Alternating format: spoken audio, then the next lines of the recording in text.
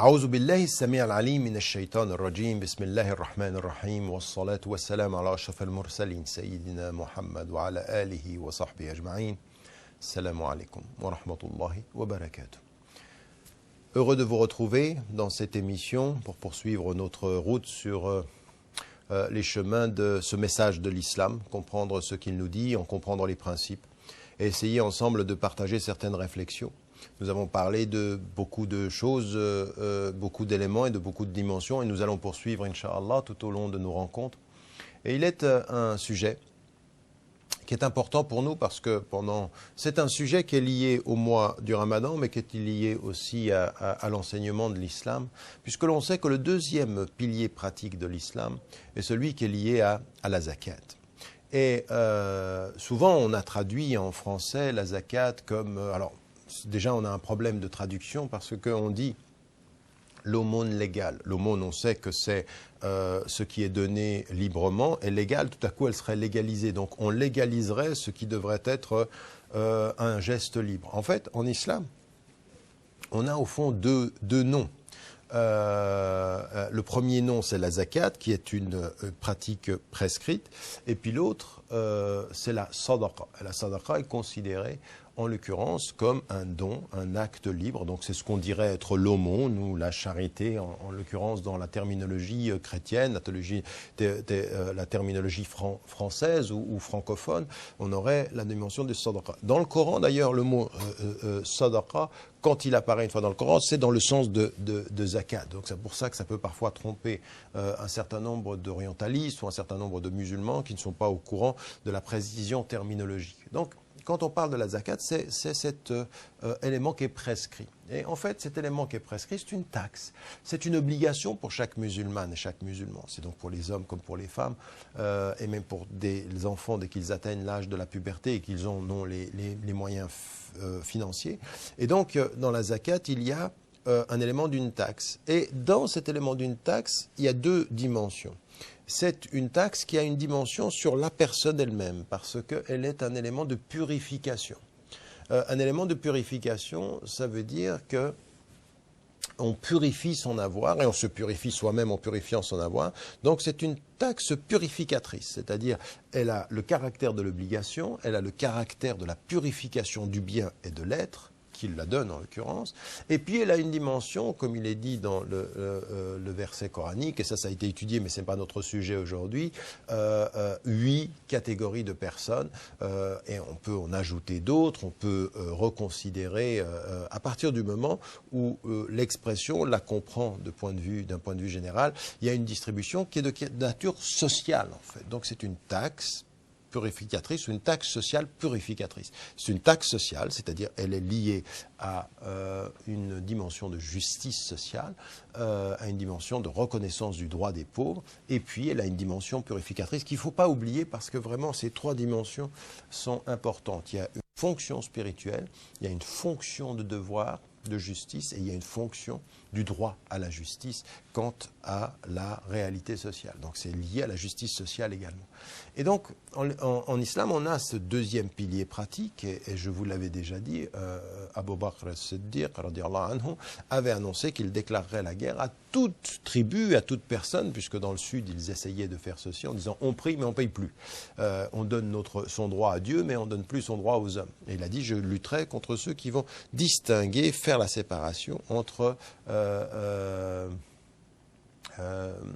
la prière et puis la zakat, c'est il faut donner la prière, il faut faire la prière et donner la zakat. Donc ici on a un élément qui est important, et pendant le mois du Ramadan, eh bien, comme une sunna mu'akkada et comme quelque chose qui est une forte invitation à la musulmane et aux musulmans, il y a un mot qui va apparaître, qui est le même mot que celui qui est lié à cette zakat, qui est zakat al-fitr, c'est-à-dire l'impôt ou la taxe sociale purificatrice qui va sanctionner, ou si vous voulez, accompagner le fait de cesser le jeûne à la fin du mois, et qui va, encore une fois, inscrire cet élément dans la conscience du musulman, que ce qu'il va faire individuellement, de plus spirituel, parce que finalement, jeûner, Oui, c'est entre Dieu, on l'a vu ceci, c'est entre Dieu et l'homme. Je veux dire, je pourrais me cacher et manger, je pourrais, ce jeûne-là, il est pour Dieu, comme nous dit le hadith le hadith Qudsi, c'est qu'Allah subhanahu wa ta'ala, il dit, ce jeûne-là, il est à moi, il est pour moi. Pourquoi? Parce qu'il est fait spécifiquement pour moi. Donc, ce qui est individuellement fait spécifiquement pour Dieu va être accompagné d'un geste qui va terminer le mois, qui est la reconnaissance du droit des pauvres sur ma pratique spirituelle, à partir de ma pratique spirituelle, au terme de ma pratique spirituelle. Donc là, on est dans quelque chose de très très important, parce que, en fait, au-delà du caractère obligé ou mu'akkad, c'est-à-dire qui est certifié, parce que quand on dit mu'akkad, ça veut dire que c'est certifié dans la pratique du prophète, qui ne le met pas à un niveau d'obligation absolue qui ferait que si vous ne le faites pas, votre jeûne est rompu ou votre mois n'est pas accepté. Non, mais qui est lié à quelque chose que c'est une telle certitude dans la pratique du prophète qu'il faut l'accomplir comme le parachèvement, l'embellissement, le fait d'avoir terminé et donné un sens à l'ensemble de son jeûne. Et donc, ici, dans la zakat et le fitr, on s'aperçoit que toute la philosophie de la zakat, qui va être dans le parcours dans la vie, dans ce chemin, dans ce voyage dans la vie, va systématiquement être de rappeler à ceux qui ont des biens, à ceux qui ont. Alors on a parlé de la consommation, il faut faire attention avec la consommation, il faut faire attention avec son avoir. La zakat, elle dit quelque chose sur l'avoir, parce qu'elle va dire quelque chose sur l'être. Elle va dire que dans l'avoir de chacun, il y a effectivement le fait de se souvenir du droit du pauvre. Fi amwalihim haqqun ma'lum lis-sa'ili wal mahrum. C'est-à-dire dans leurs biens, il y a un droit certifié pour celui qui est dans le besoin et celui qui est privé de richesse. Donc, une conscience de la pauvreté qui est dans le chemin, dans la vie de la musulmane et des musulmans, qui est importante. Non pas parce qu'on va éradiquer la pauvreté fait partie malheureusement de la réalité des sociétés, mais pour toute femme et tout homme qui a les moyens de vivre, il ne peut pas être question d'avoir les moyens de vivre sans avoir la conscience de ceux qui n'en ont pas les moyens, de ceux qui ne font que survivre. Il n'a pas accompli la plénitude de sa vie. Celui qui dort alors qu'il est plein, qu'il a mangé, et son voisin a faim. C'est pas possible, ça c'est un hadith du prophète. Et donc de ce point de vue-là, on peut pas considérer ceci comme acceptable du point de vue de l'islam.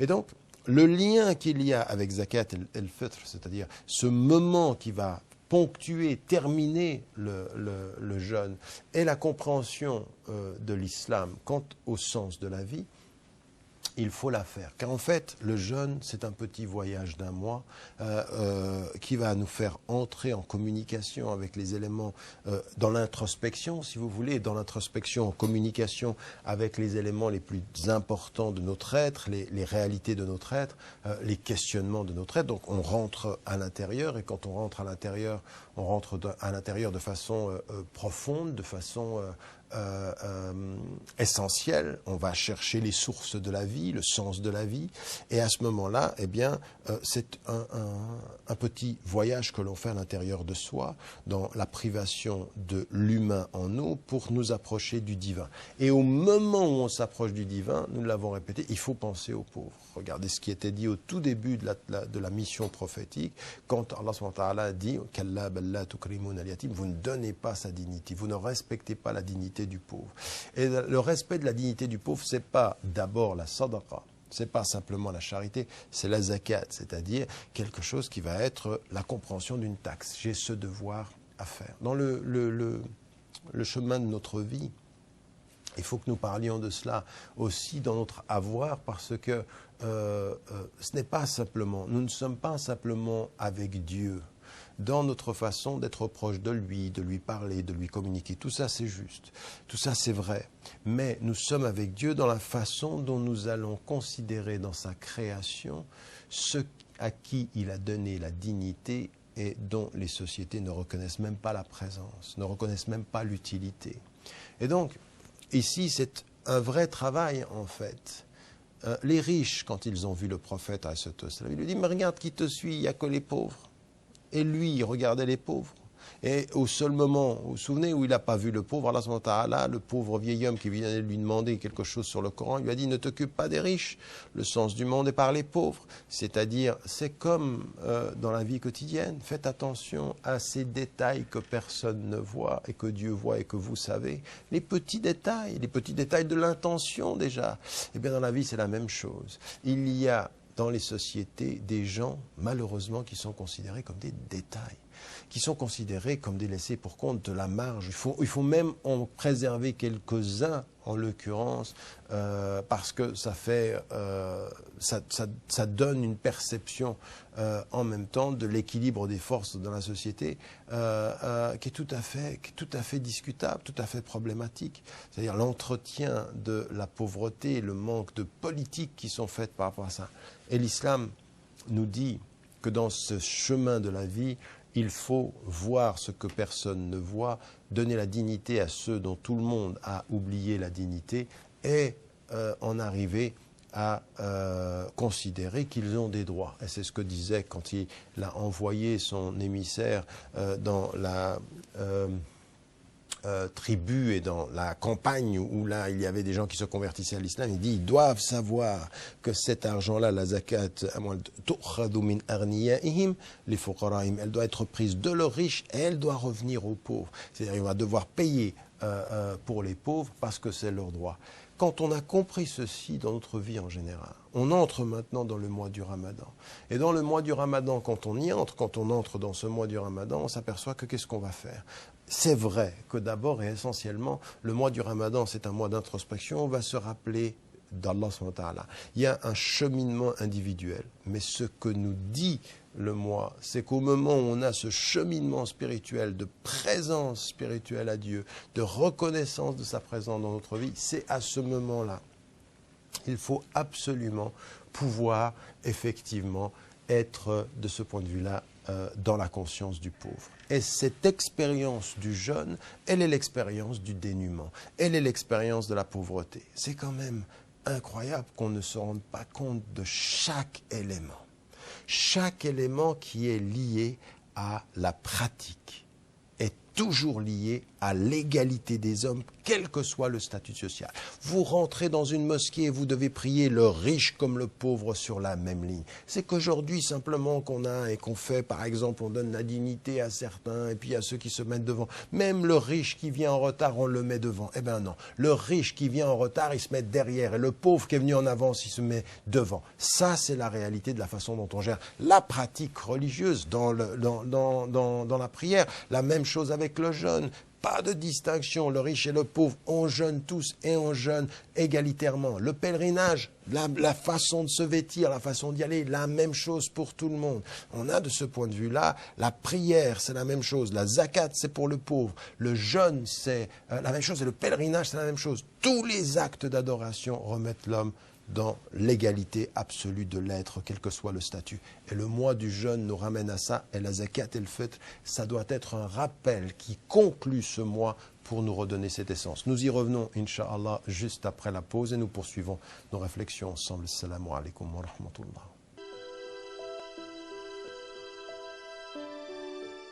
Salam alaikum wa rahmatullahi wa barakatuh. Nous nous retrouvons après cette pause. Nous parlions justement de ces piliers de l'islam qui chaque fois nous rappellent l'égalité de l'homme devant Dieu, de ce que nous devons finalement comprendre de notre pratique religieuse, notre relation à Dieu et de cette égalité. Donc, en l'occurrence, quand il est dit dans le Coran, Inna akramakum indallahi atqakum, parmi tous ceux qui ont la karama fondamentale, c'est-à-dire la dignité humaine essentielle, et bien, parmi tous ceux-ci, et bien, les plus nobles, ce sont ceux qui ont cette conscience de Dieu. Et qu'ils soient riches et qu'ils soient pauvres, c'est un droit qu'ils ont. Donc, nous avons une pratique islamique dans tous les piliers fondamentalement égalitaires. Dans la zakat, elle dit le droit du riche et le droit du pauvre. Le devoir du riche plutôt et le droit du pauvre. Dans la prière, tout le monde sur la même ligne et ça n'est jamais le riche qui se met devant s'il arrive en retard. Le riche se met là où il arrive et le pauvre se met là où il arrive. Ça devrait être ainsi, malheureusement. Parfois, les protocoles sociaux et les protocoles de pouvoir nous font oublier ces choses-là. Ça devrait être ainsi une simple, la dignité de ce point de vue-là, elle doit être dans l'égalité. C'est exactement la même chose dans le jeûne et c'est exactement, bien entendu, la même chose dans le pèlerinage. Malgré tout ce que nous voyons aujourd'hui, la pratique musulmane nous rappelle à l'égalité. Et dans le jeûne du mois du Ramadan que nous pratiquons, il y a effectivement cette prescription qui nous dit, eh bien, rapprochez-vous de Dieu dans la spiritualité. Ça voudra dire, dans les faits, de se rapprocher du pauvre. Et cette zakat, el-fitr, qu'est-ce qu'elle doit être? Elle doit être, alors, encore une fois, là, les savants ont plusieurs opinions.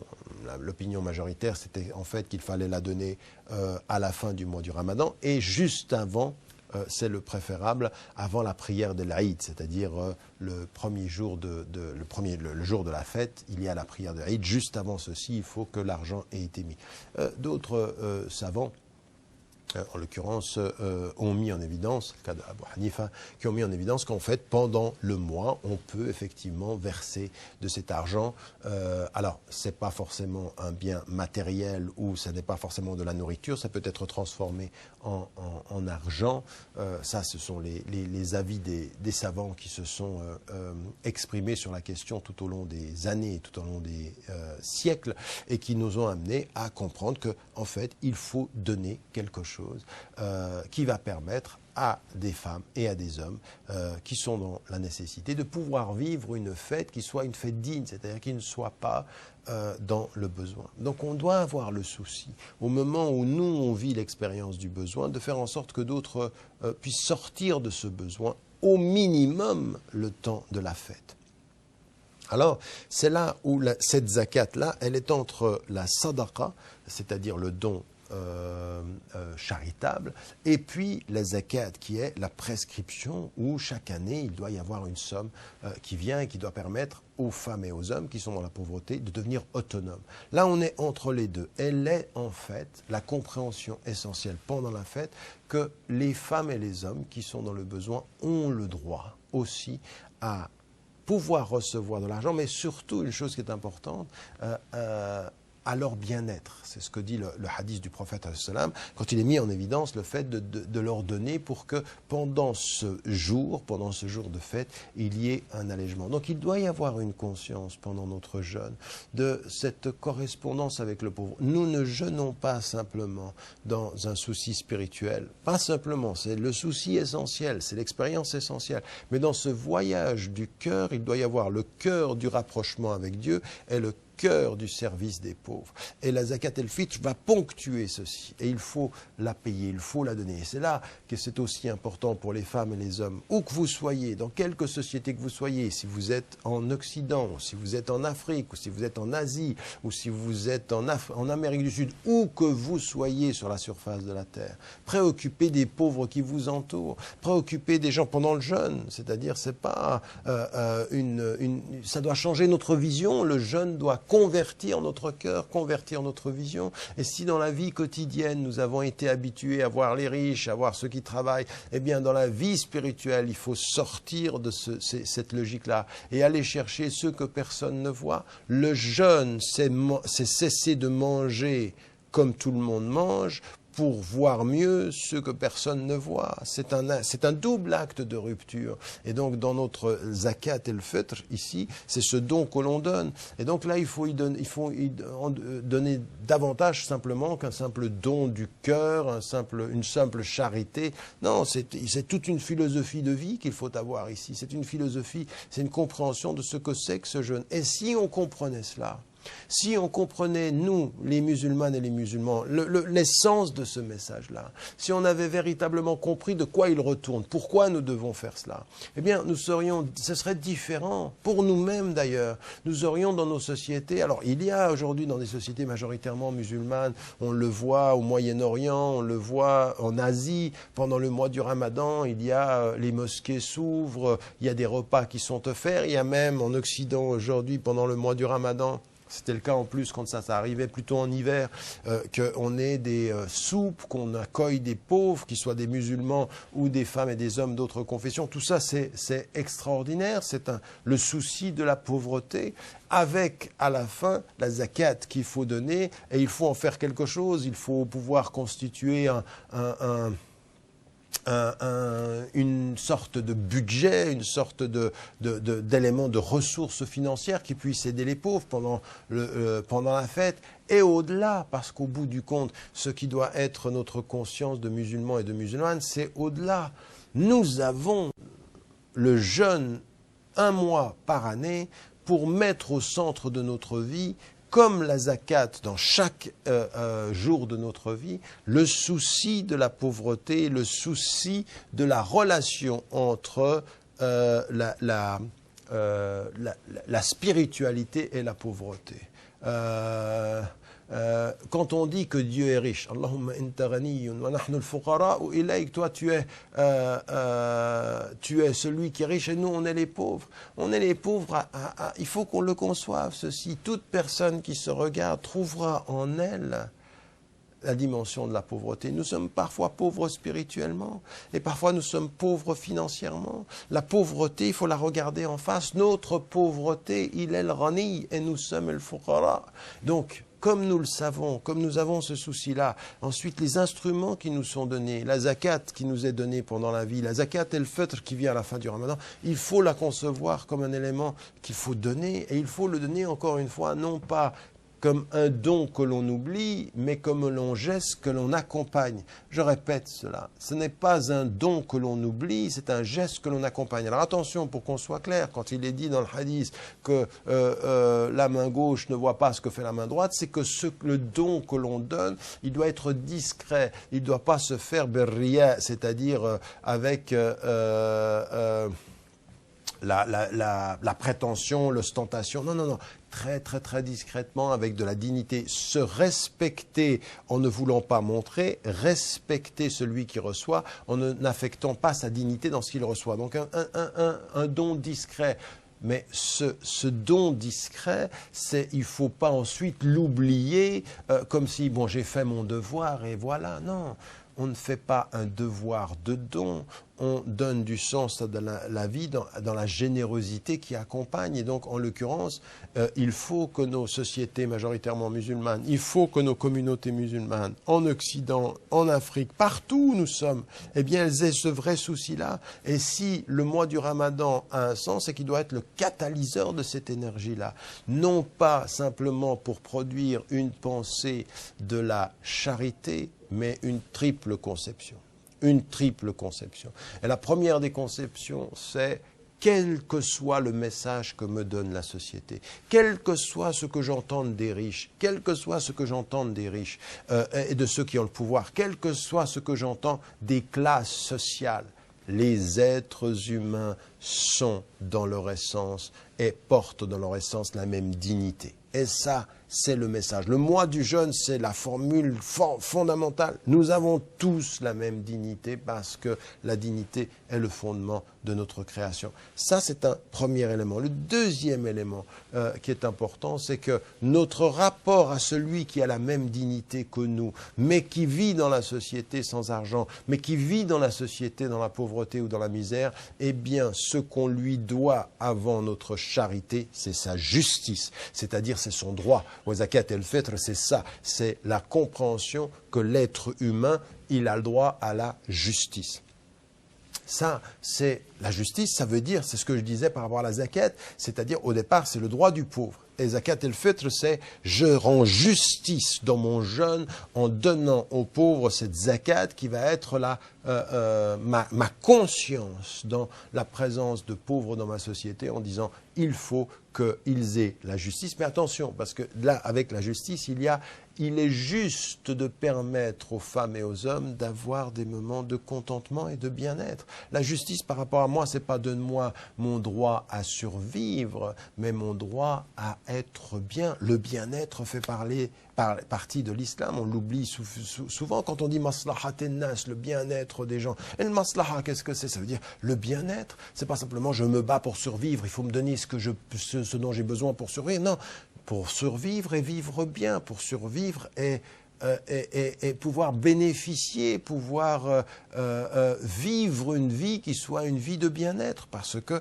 c'est cela aussi la vie. Donc le deuxième élément ici, c'est la justice. Et le troisième élément, il est lié alors au-delà de la justice, à la solidarité. Et la solidarité, c'est pas uniquement la charité. Alors la charité, sadaqa donnée avec son cœur, quand on ne demande pas, ça c'est bien. Mais il faut faire attention. Il faut faire attention à une charité de cœur qui est juste l'épanchement du cœur à aider, et le devoir de solidarité. Le devoir de solidarité, c'est je te donne avec mon cœur de là où tu es, parce que ma conscience va t'accompagner avec mon être là où tu devrais être. La solidarité, c'est accompagner un mouvement. C'est pas la charité là où tu es et reste là où tu es, pauvre tu resteras. Non, la solidarité, c'est pouvoir donner avec le cœur une sadaqa, en espérant accompagner, en ayant conscience du cheminement qui fait amener les femmes et les hommes à l'autonomie. La solidarité, c'est la conscience du chemin de l'autonomie du pauvre, non pas simplement la conscience de sa survie aujourd'hui.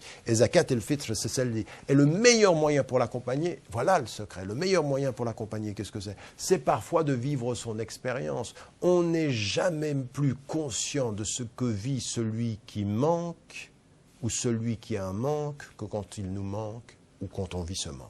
Il faut vivre cette expérience-là. Et quand on est au cœur de ce jeûne, au cœur de ce manque, au cœur de ce moment où où on sent que les choses sont difficiles, on ne boit pas, on ne mange pas, on sait finalement qu'on va pouvoir couper le jeûne. Mais on a un moment comme ceci de fragilité. Le jeûne, c'est l'exercice de la fragilité, l'exercice de la vulnérabilité, l'exercice du manque. Eh bien, à ce moment-là, on comprend que mon rapport à l'autre, par le jeûne, par la zakat et le fitr, n'est pas un rapport de charité là où les pauvres sont, un rapport de solidarité là où nous devons nous battre ensemble, là où nous devons changer les choses ensemble. Donc c'est un chemin qui dit la solidarité, qui dit l'aumône, qui dit la charité possible, si et seulement si elle a comme projet la solidarité, elle a comme objectif la justice et elle a comme fondement la commune dignité des hommes, comme je l'ai dit au début de ces trois moments, de cet exercice et de cette compréhension-là.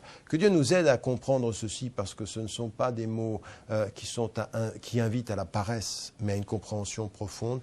De donner la zakat et le fitr fait partie d'une philosophie fondamentale de la vie que nous devons comprendre et appliquer, Inch'Allah. Je vous retrouve sur le satellite Iqra Channel, la chaîne satellitaire, et puis en l'occurrence, vous pouvez également nous retrouver sur le site internet pour pouvoir nous faire part de vos remarques. À bientôt, Inch'Allah. Wassalamu alaikum wa rahmatullahi wa barakatuh.